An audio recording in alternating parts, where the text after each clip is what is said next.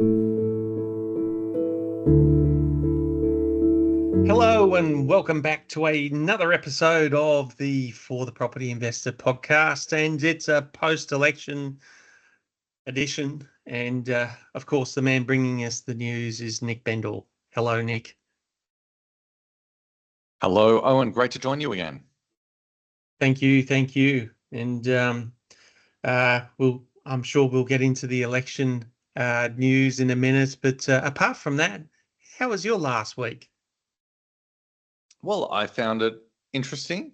Very busy with work. I always enjoy watching the election coverage. I made a point of buying a democracy sausage on Saturday. Very good. And just apart from that regular work, it was a busy week. I am the owner of a wonderful company called Hunter and Scribe, which is a copywriting agency that writes content for finance and property professionals throughout Australia. We work with a lot of mortgage brokers, and we got a very nice Google review from one mortgage broker. Hunter and Scribe are my go-to content writers. They've helped me with social media posts, award submissions, and presentations. Because they write content for a lot of mortgage brokers, I don't need to explain how my industry works or what all the different terms mean. They're also very helpful and reliable, which I appreciate. Thank you very much to that kind broker for those kind words. Very good. Well done. And yes, we had a busy past week as well, with end of month, which happens at the end of each month or at the start of each month for the previous month. And that's when everyone gets paid. So it's always a busy time of the month. Of course, in property management, we are managing across 5 states. We had good growth as well in this past month of new managements, and fairly evenly spread across the country. So yes, good to see all states are growing well, including Victoria, which for a very long time has been a state well, it's been a bit of a hermit state, and now it's starting to come alive and get a lot of interest from investors as well as first home buyers, I've heard as well. So yes, things are busy and growing well. Well, that is wonderful, and we might have a little bit more to say when it comes to Melbourne later in the episode. Oh, fantastic. Shall we get into the news now, Nick? Well, let's do it. Our first story today is inflation heading in the right direction. Inflation continues to cool, with new figures from the Australian Bureau of Statistics showing that the annual trim mean inflation rate, which is the RBA's preferred inflation metric, fell to 2.9% in the March quarter. That was down from 3.3% the previous quarter, down from 4% the previous year. And it was also the first time that trim mean inflation had been within the RBA's target range of 2 to 3% since 2021. Meanwhile, headline inflation came in at 2.4% compared to 2.4% as well the previous quarter and 3.6% the previous year. So whenever we talk about inflation, Owen, we always think about inflation in relation to interest rates. The RBA is going to make its next cash rate decision on May 20. The market currently believes there's about a 50-50 chance of a rate cut. What are your views? I think it's still leaning towards a hold, as yes, it is technically within the range of 2 to 3%, but it's still very much at the high end of the range, and it's only just got there for the first time. And I think the RBA would want to see some consistency with it remaining within the range. So I think we'd want to wait for another month or two to see that consistency. Yeah, I'm with you. So I'm talking now about what I think the RBA will do rather than what the RBA should do. But Michelle Bullock has been clear that they don't just want trim mean inflation to be within the range, they want it to be sustainably within the range. So it's not the case that just because it's now within the range, they're going to automatically cut. If we are to take their statements at face value, I think it's unlikely there'll be a cut. But that said, the market sees it as about a 50-50. And the people are expecting at some point there will be at least one more cut this year. But I did want to ask you about that, Owen. Economies are so vast and complicated that it's almost impossible for the RBA to make the next interest rate cut at exactly the right time.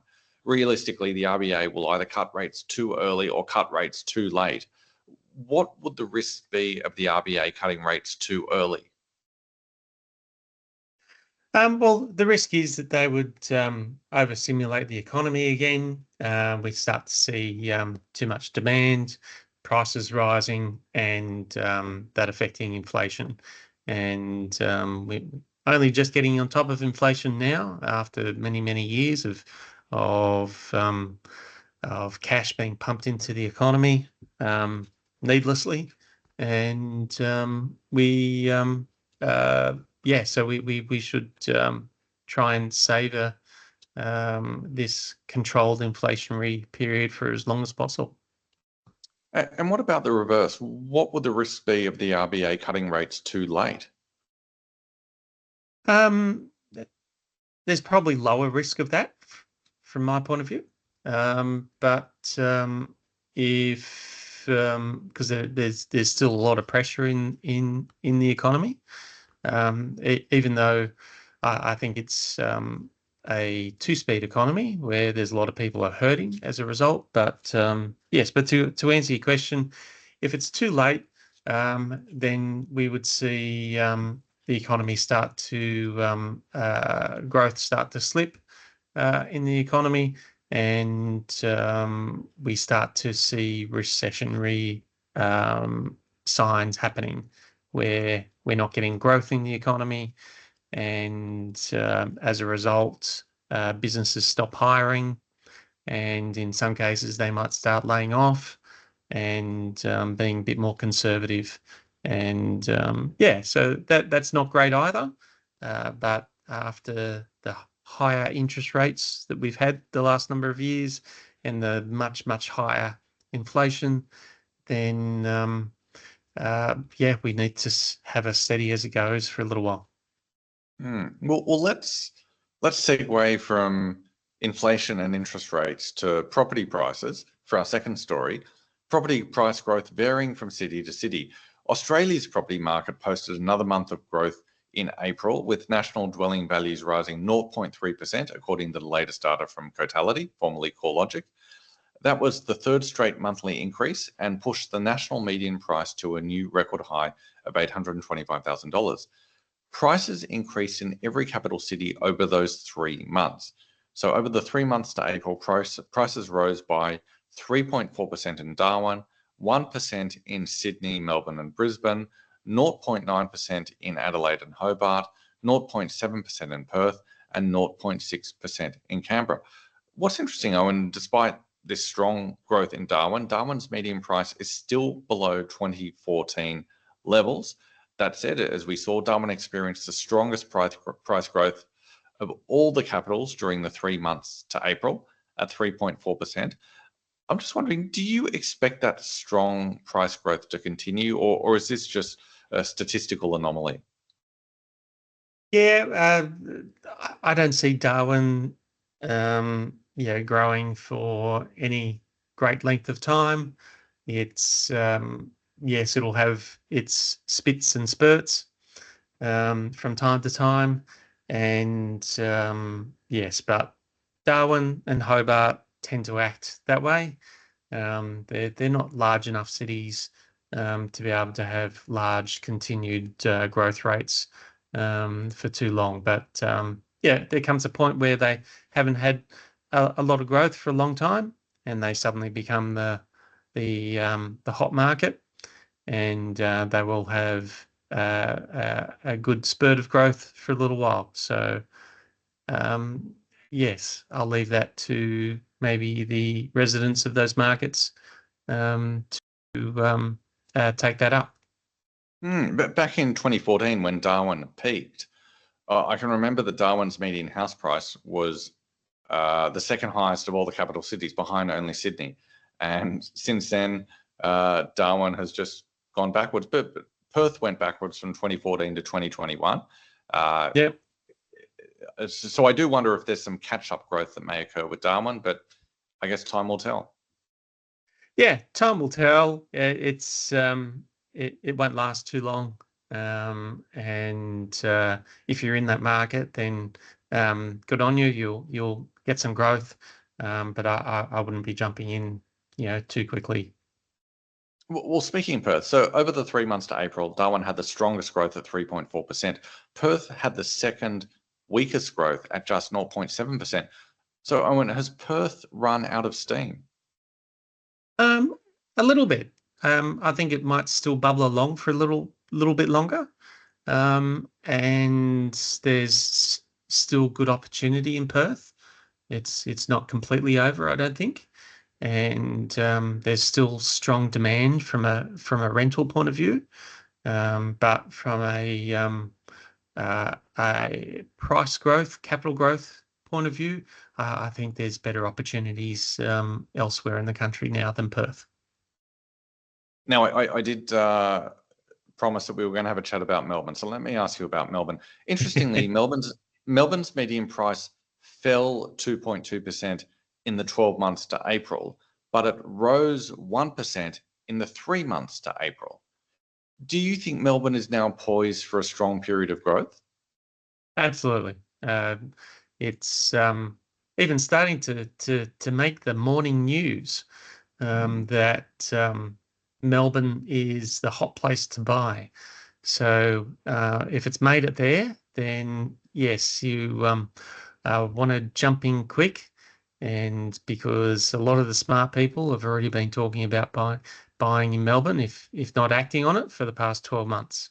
You just got to be smart as to what you're buying and whereabouts in Melbourne you're buying. So you jump into a market when the TV news starts talking about it, and you jump out when your Uber driver starts talking about it. Something like that, yeah.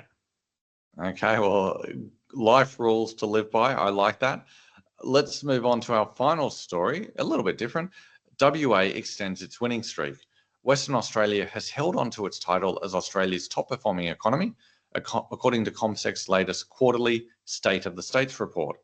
CommSec ranks the states by comparing their current performance on 8 key indicators against their decade averages.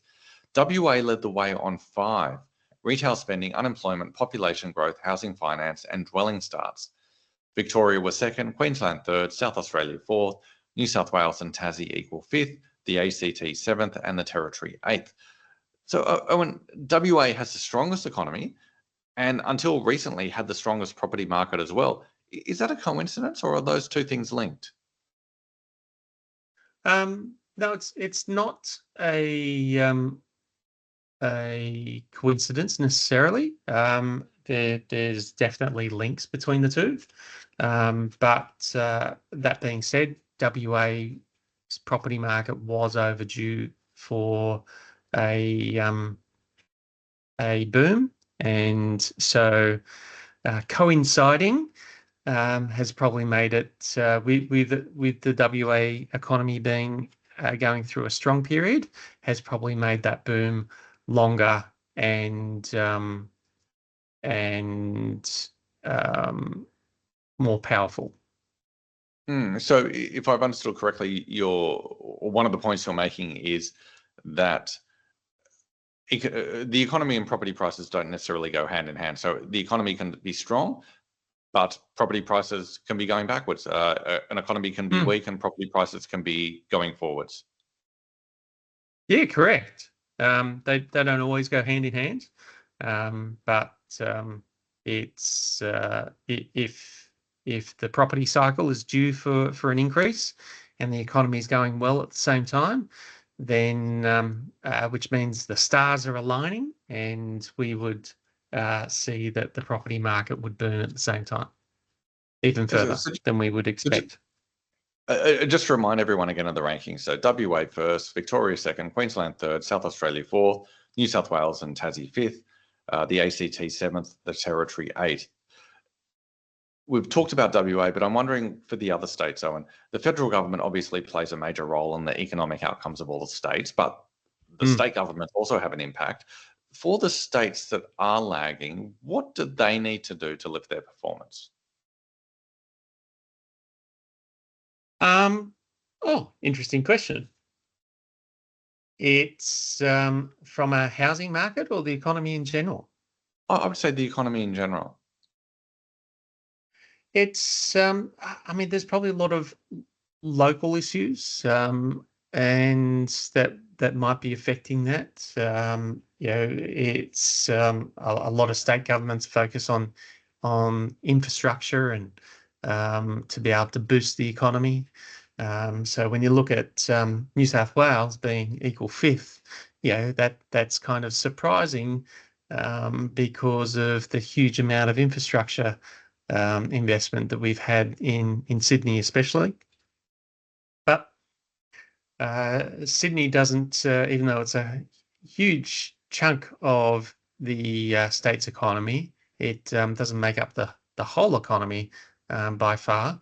So there's other factors involved. And so that's what a lot of governments do. I mean, Queensland has been driven a lot by the Olympic boom. So there's a lot of infrastructure there. When you look at Victoria, they've come out of an economic period that's just been so bad. And so they couldn't go anywhere but up. And that's where I think that will help the property market, which for Victoria has been very sad for a many number of years as well. So yeah. Okay, well, let's shift the focus from the states to the federal level. You may have heard that there was an election recently. You may have heard that Anthony Albanese got re-elected. If he was to Yes. make the smart decision and replace his treasurer, Jim Chalmers, with you, and I'm certainly lobbying for that, what changes would you make to the federal economy? Um, Tax reform is a big one, but many governments are scared to touch it, and because it would really require wholesale tax reform. And so that's looking at being able to reduce our reliance on income taxes. But that would probably mean increasing our consumption taxes, which for people who don't understand that means the GST. But we can also look at property taxes. So, and I think that's where there's a lot of inefficient taxes with property taxes, with stamp duty, which is a state-based tax. And then you've got your capital gains tax, which is a federal tax. And then you've got your land tax, which again is a state-based tax. And so it's a very inefficient process of taxing property. And so I think the federal government, together with the state governments, could do a lot to make that a lot more efficient, and in the process reduce income taxes reliance by the federal government. So there'd be a lot there to do. And then, of course, looking at how to cut spending, but at the same time, building out our health system to be so that more people can rely on that and take away those concerns of cost of living. Well, I think you've highlighted how challenging it would be because tax reform, which makes perfect sense, that involves restructuring, and inevitably there'll be winners and losers, which is politically difficult. Cutting spending, I think a lot of people would complain about that. At the same time, you're talking about increasing health spending, if I've understood correctly. And if we're increasing health spending, it's then harder, of course, to cut spending in the rest of the economy. So I guess these things are challenging, but that's why we're appointing you treasurer. You've got the skills and the ability to do it. Thanks, Nick. I would enjoy the challenge, and that the problem would be the politics. Well, I'm curious to see how things play out in the next 3 years. So Anthony Albanese has been re-elected. Let's see what he's going to do over the next 3 years. There were quite a few housing policies he announced in the budget and then in the election campaign that immediately followed. So that's something we're going to be closely watching over the year. It'll be very interesting to see how those policies get rolled out. It will do. Will do. So it's a wait and see process, and yeah, we'll. In the meantime, we'll see what's in the news this time next week. Great to chat, Owen, and looking forward to seeing you next week. Thanks, Nick.